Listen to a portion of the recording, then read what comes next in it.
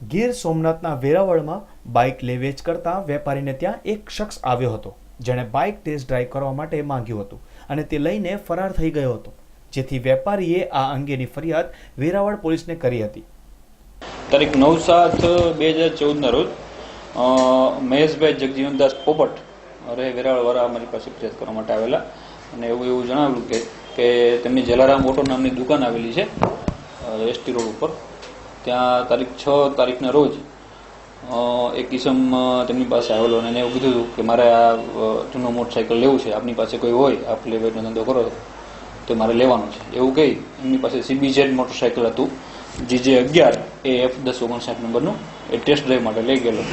Test drive માટે કંઈ લઈ જઈ ત્યાંથી બાઇક નાસી ગયેલો। એ આધારે તેઓએ વેરાવળ સિટી પોલીસમાં બાબતે ફરિયાદ વેપારીએ કરેલી ચોરીની ફરિયાદ બાદ પોલીસે અજાણ્યા ઈસમની શોધખોળ હાથ ધરી હતી, જેમાં બાતમીના આધારે પોલીસને એક બાઇક સાથે માંગરોળના નાંદરખી ગામના ઇમ્તિયાઝ બેલીમ અને નદીમ બેલીમને ઝડપી પાડ્યા હતા। જે બાબતની તપાસ ચલાવતા હોય અમે અને સિવિલ PSI KG ચાવડાની મદદથી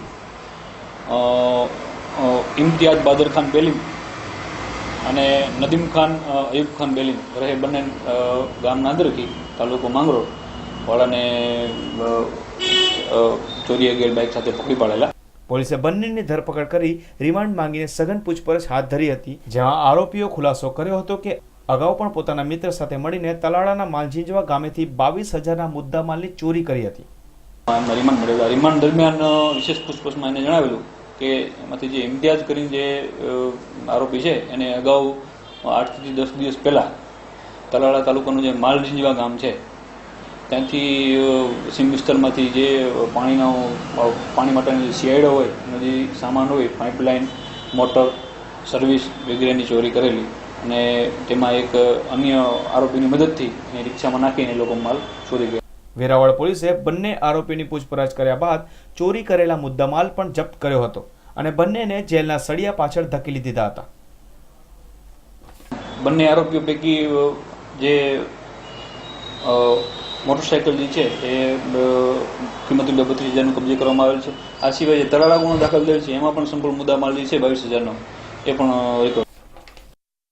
શહેરમાં ચોરીની ઘટનાઓને અંજામ આપીને નાસ્તા ફરતા બંને ભેજાબાદ ચોરો પોલીસની પકડમાં આવી જતા ચોરીના ઘણા ભેદ ઉકેલવામાં પોલીસને સફળતા મેળવી છે।